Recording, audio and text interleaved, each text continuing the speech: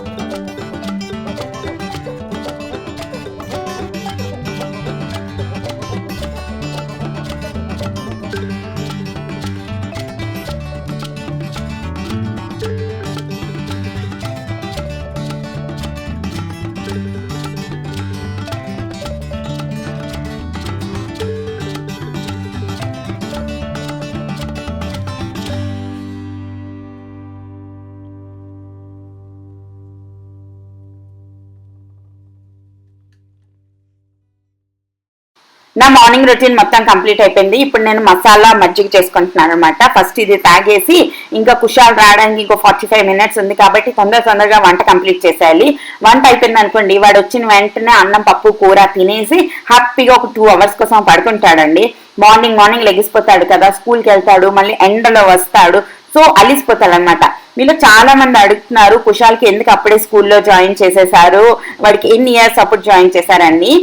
కుషాల్కి exactly 2 years complete అయిన వెంటనే నేను స్కూల్లో జాయిన్ చేశానండి. తనకి బుక్స్ ఏమీ ఉండవన్నమాట, జస్ట్ ప్లే స్కూల్, యూనిఫామ్ కూడా ఉండదు, జస్ట్ ప్లే స్కూల్కి వెళ్తాడనమాట. 9 o'clockకి వెళ్తాడు, 12 o'clock వచ్చేస్తాడండి. నేను బ్రేక్ఫాస్ట్ అన్ని తినిపించి పంపిస్తాను.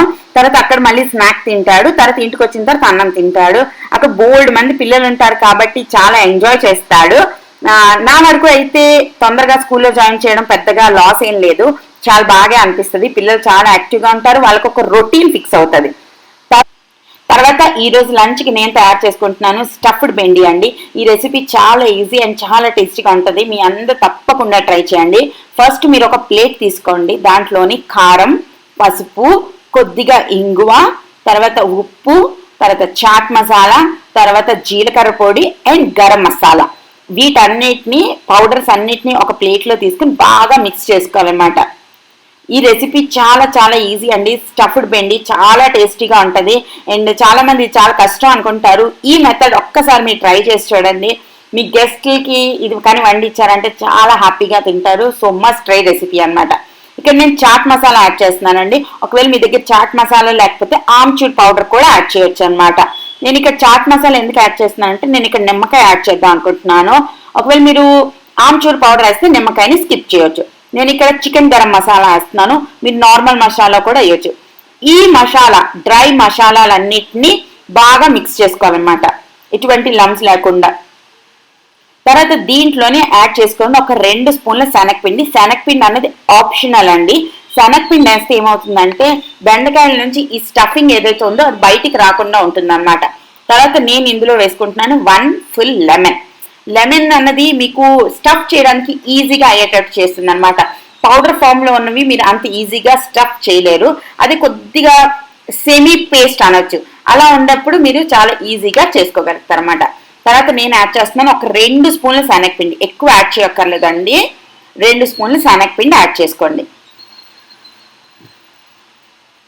వీటన్నిటిని మనం పొడుగ్గా కట్ చేసుకున్న బెండకాయల్లోని స్టఫ్ చేసుకోవాలన్నమాట ఈ పౌడర్ని. శనగపిండి వేసిన వెంటనే కొద్దిగా లంప్స్ ఫామ్ అవుతాయండి, అందుకే మీరు చేతితోని మిక్స్చర్స్ అన్నిటిని బాగా మిక్స్ చేసుకోవాలన్నమాట. తర్వాత బెండకాయల్ని స్టార్టింగ్ ఎండింగ్ కట్ చేసుకుని దాంట్లోని ఈ స్టఫింగ్ అనేది పెట్టుకోవాలి. ప్రతి బెండకాయకి ఒక చిన్న గీత లాంటిది పెట్టుకుని దాంట్ లోపల ఈ పౌడర్ని వేసుకోవాలి. అంతే, చూసారుగా ఎంత ఈజీగా చేసుకోవడం. చాలా చాలా ఈజీ అండ్ బట్ చాలా టేస్టీగా ఉంటుంది. Must try recipe. మీకు ఇంత పొడుగు బెండకాయలు వద్దు అనుకుంటే మీరు బైట్ సైజ్ పీసెస్గా కట్ చేసుకోవచ్చు అనమాట. చాలా ఈజీ అండి చేసుకోవడం, తప్పకుండా ట్రై చేయండి. వీటిని ఇలాగే ఆయిల్లో ఫ్రై చేసేసుకోవచ్చు, డీప్ ఫ్రై కాదు, నార్మల్ పాన్ ఫ్రై. జస్ట్ కొంచెం ఒక పాన్ మీద కొద్దిగా ఆయిల్ పెట్టేసుకుని ఈ బెండకాయలు అన్నిటిని వాటి మీద పెట్టేయండి. బయట నుంచి కుక్ అయిపోతుంది, అయిపోయినట్టే. ఒక 10 minutes పడుతుంది. బట్ నేను ఈ రోజు వీటిని ఇలాగే ఫ్రై చేయకుండా కొంచెం చేంజెస్ తీసుకొచ్చాను అనమాట నా పాత రెసిపీకి. అదేంటి అంటే ఆనియన్ కూడా ఇందులో యాడ్ చేయబోతున్నాను. అది ఎలాగో ఇప్పుడు చూపిస్తాను అనమాట. నేను ఇక్కడ ఒక మ్యాజిక్ చేశాను చూడండి. తర్వాత ఒక వెడల్పాటి ప్యాన్ పెట్టుకోవాలండి. దగ్గరగా ఉండే ప్యాన్ కాకుండా వెడల్పుగా పెద్దగా ఉండే ప్యాన్ పెట్టుకోండి. దాంట్లోని కొద్దిగా ఆయిల్ యాడ్ చేసుకోండి. ఒక 2 స్పూన్లు ఆయిల్ యాడ్ చేస్తే సరిపోతుంది అనమాట. ఆయిల్ వేడెక్కిన వెంటనే ఇందులో యాడ్ చేసుకుందాం ఒక చిటికెడు జీలకర్ర. జీలకర్ర ఒక మంచి ఫ్లేవర్ని ఇస్తుంది. తర్వాత నేను ఇందాక మ్యాజిక్ చేసి కట్ చేసిన ఆనియన్స్ అన్నిటిని ఇందులో యాడ్ చేసేద్దాం. ఆనియన్స్ అన్ని ఒక 20 to 30% ఫ్రై అయ్యాయి అనుకున్నప్పుడు ఆనియన్స్కి ఎంత సరిపోతుందో అంత సాల్ట్ మాత్రమే ఇక్కడ యాడ్ చేయాలి. మనం గుర్తుపెట్టుకోవాలి, బెండకాయల్లో ఆల్రెడీ మనం బోల్డ్ అంత సాల్ట్ వేసాం కాబట్టి ఉప్పుగా అయిపోద్ది కర్రీ. సో ఈ ఆనియన్స్కి ఎంత పడుతుందో అంత సాల్ట్ వేయాలి, అంటే ఒక 2 pinches అనుకుంటా. అంత సాల్ట్ వేసిన తర్వాత ఈ బెండకాయలన్నిటిని ఈ ఆనియన్స్ మీద పరిచేయాలన్నమాట. జస్ట్ వీడియో క్లిప్లో చూపిస్తున్నట్టుగా ప్రతి 5 నిమిషాలకు ఒక్కసారి మీరు మూత తీసి ఆ బెండకాయలన్నిటిని ఫ్లిప్ చేసుకోవాలండి, అంటే టర్న్ చేసుకోవాలి. ఇలాగా మొత్తం అన్ని వైపుల నుంచి మన బెండకాయలు కుక్ అయ్యే వరకు ఉంచుకోవాలన్నమాట. మీడియం టు లో ఫ్లేమ్లో పెట్టుకుని ఈ బెండకాయలన్నిటిని ఒకదానికొకటి తగలకుండా ఒకదాన్ని మీద పడిపోకుండా నీట్గా అమర్చుకోండి. ఏం సూపర్ ఈజీ స్టఫ్డ్ బెండి రెడీ అయిపోతుంది. ఈ రెసిపీ మీరు తొందరలో ట్రై చేసి మీ ఇంట్లో వాళ్ళు ఏమన్నారు అనేది నాకు కామెంట్ సెక్షన్లో షేర్ చేయండి. పాత వీడియోల్లో కామెంట్ చేసినా కూడా నేను చదువుతానండి. సో కామెంట్ చేయండి, నేను వెయిట్ చేస్తుంటాను మీ కామెంట్స్ కోసం. తర్వాత మూత పెట్టండి లో ఫ్లేమ్లో. ఇందులో వాటర్ ఏమి యాడ్ చేయాల్సిన అవసరం లేదు. సో దగ్గరే ఉండండి, అప్పుడప్పుడు కలుపుతూ ఉండండి, మార్చేయకండి. And super yummy recipe ready అయిపోతుంది.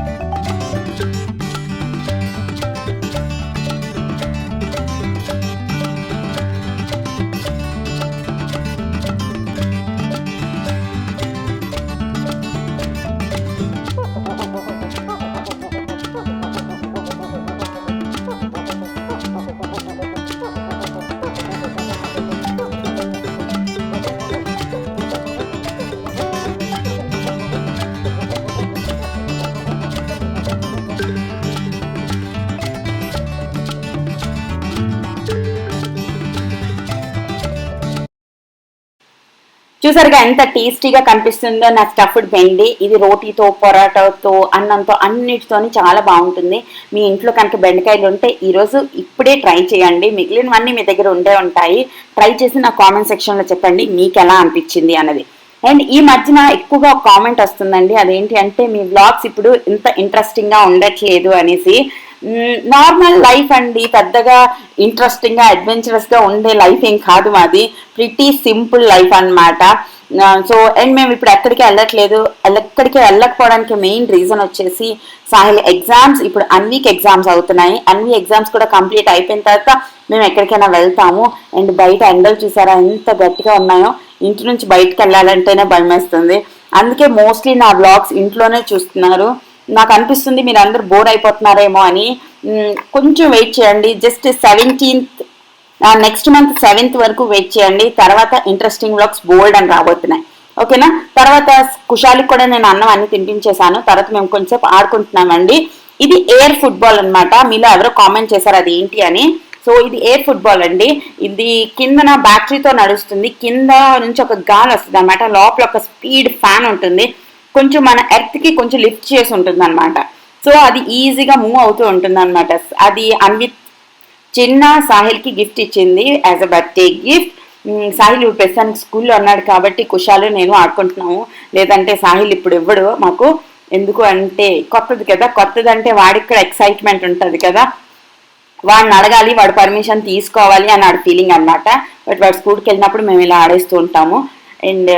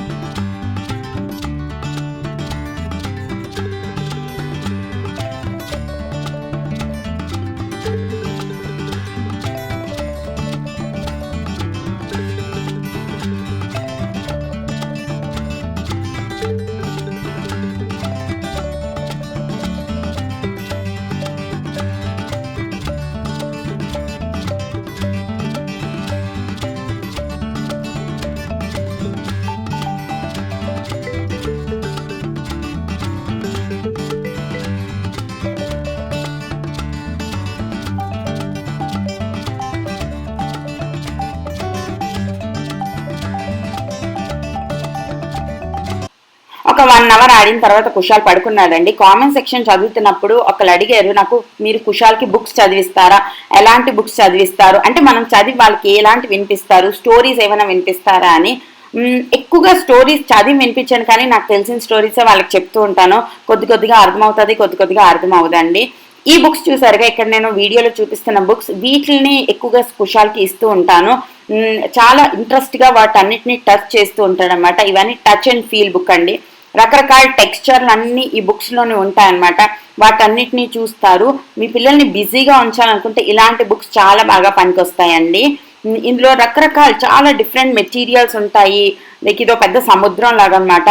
లైక్ బుక్స్ ఇంట్రెస్ట్ ఉండే వాళ్ళకి చాలా బాగా అనిపిస్తుంది. అమెజాన్లోని థౌజండ్స్ ఆఫ్ బుక్స్ దొరుకుతాయి పిల్లల కోసం. లైక్ మీరు తప్పకుండా ట్రై చేయొచ్చు. ఇవన్నీ చిన్న రైమ్స్. సాహిల్ మెయిన్లీ రైమ్స్ వినిపిస్తూ ఉంటాడు కుషాల్కి. అండ్ హరీష కూడా వినిపిస్తుంటుంది. నా పాట అయితే కొంచెం తక్కువే అనుకోండి. అండ్ హోప్ మీ అందరికీ ఈ బ్లాగ్ నచ్చింది అనుకుంటున్నాను. నచ్చినట్టయితే లైక్ అండ్ షేర్ చేయండి. కామెంట్ సెక్షన్లో కమెంట్ చేయండి. మరొక మంచి వీడియోతో రేపు కలుస్తానండి. అప్పటి వరకు బాయ్ బాయ్.